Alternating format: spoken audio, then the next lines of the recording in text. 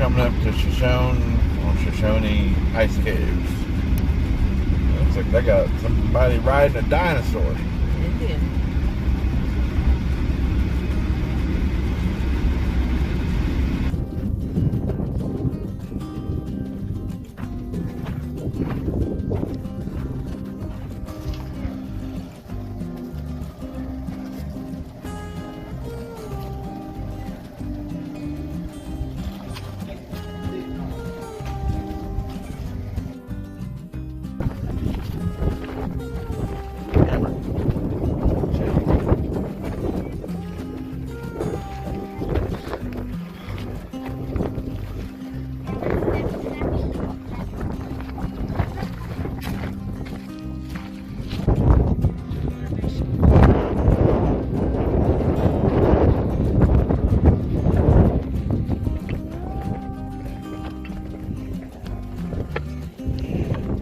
Over there.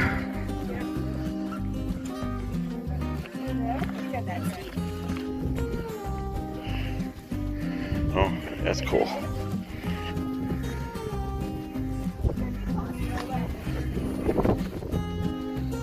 Yeah, I'll be probably sweating on bottom too, won't I? I already feel the cool air coming in.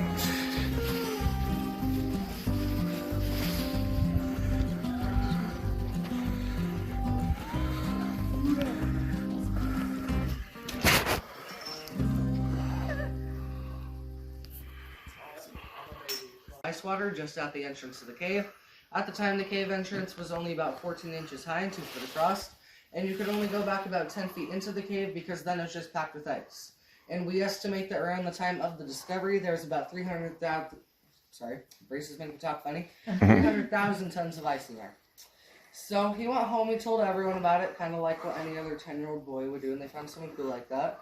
So word got out to family and friends, and then soon the whole town of Shoshone had heard all about this.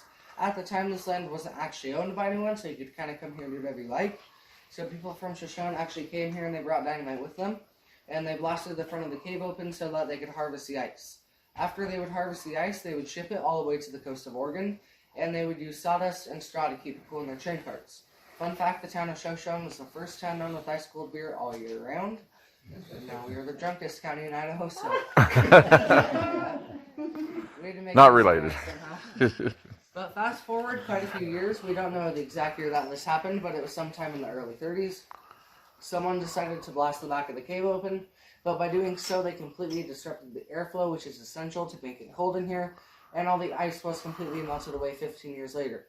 So sometime in the late 40s, the government took over this land, and they were only here for about 5 or so years, and they were just trying to figure out ways that they could restore the ice.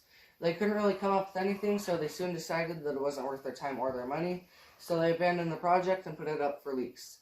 In 1954, a man named Russell Robinson signed a 50-year lease on this. The first 14 years of his 50-year lease were spent trying to figure out the science behind the cave and just trying to figure out ways that he could restore the ice. After 14 years went by, he came to the conclusion that the airflow was disrupted, and it was pretty easy to fix the cave. All they had to do was seal it off with some rock in the back of the cave. I don't know why it took him 14 years to come up with that brilliant idea, but he did eventually. I don't know why the government couldn't think of that either, but there's no surprise there. So after they sealed the back of the cave off, they were getting some ice back. It would double in amount each year for about 12 years, but our ice growing rate has slowed down quite rapidly, and now we're making anywhere from 4 to 8 inches of ice each winter. We're actually losing around 3 inches every summer, but that's just because we're always opening and closing the door and a lot of heat gets in. But the way our cave works is because of 2 main things. The first thing is the insulation. So most lava tubes are only 20 feet thick, but we've had so many eruptions that it's about 65 feet of solid rock. The second thing is probably the most important, is the perfect airflow. So we have the east and the west winds kind of meeting in this area. They create a nice warm breeze. It then comes in through the cracks in the back of the cave and expands out, creating a low pressure tube. And when things are low pressure, it's hard for them to hold heat, so it just wants to stay at freezing temperatures. And then we have a little spring that's in the rock, and that's where we get all the water from, and the spring gets its water from rain, melted snow, that kind of stuff. But we are about to go down to the cave. It's about 28 degrees in there. We have just over 25,000 tons of ice in there. It'll all be pretty much below us, though. But the steps down there are kind of dark and slippery, a little steep, so just be really careful. Any questions before we go in? Okay, everyone ready? Yes. Okay. Steps start early.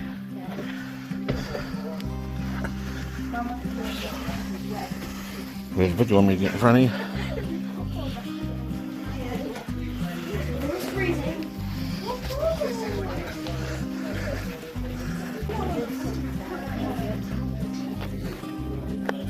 We're what, 20 feet in the cave and there's ice already.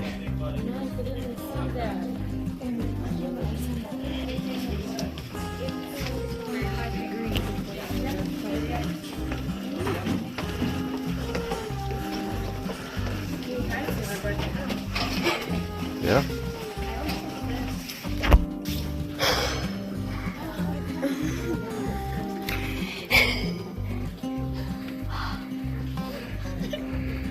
What are you doing? Breathing fire? We do it on this side. Mind telling me what time it is? What time? Cleaning out the back of the cave.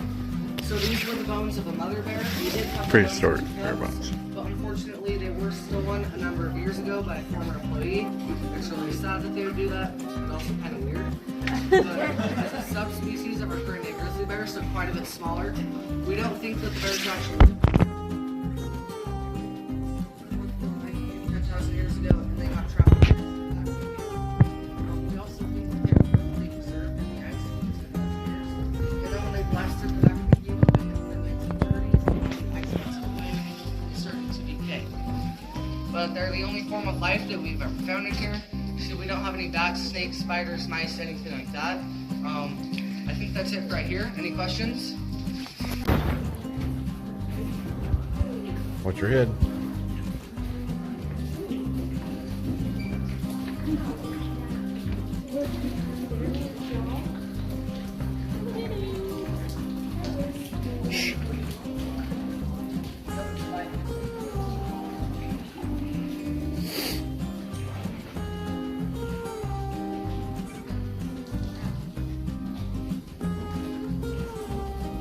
There's no money in here.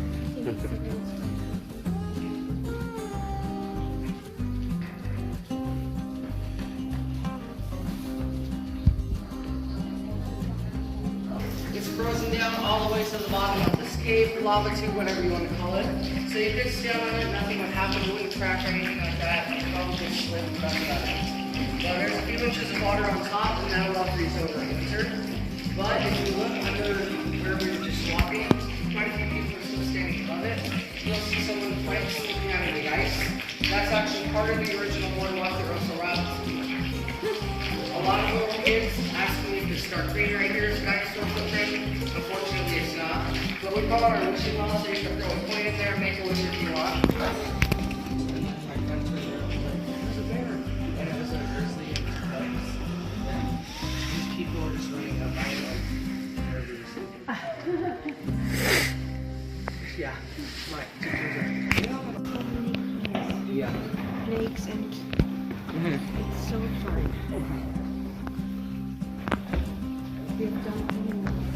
Yeah.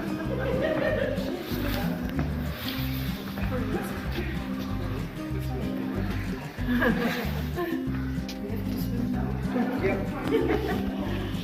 Using cold water.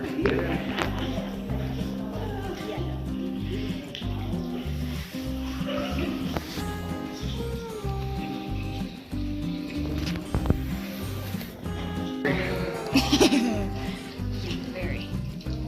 Oh my gosh, it's a bear.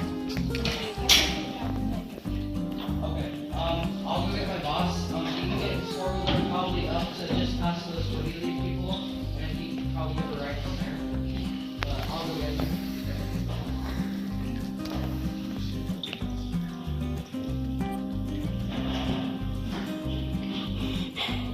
Deep breath. Oh. Kind of peeked up just a little bit and got water drops. Well, it's not froze.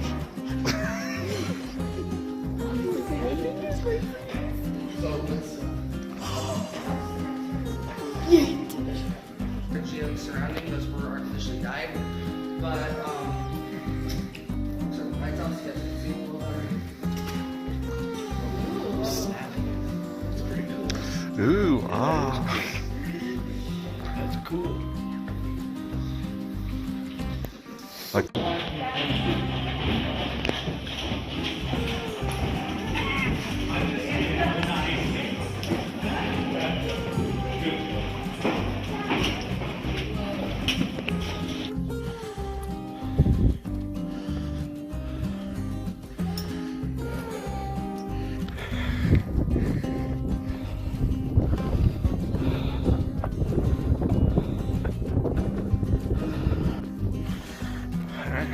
came from. There's the other side. So to be clear, we shouldn't jump.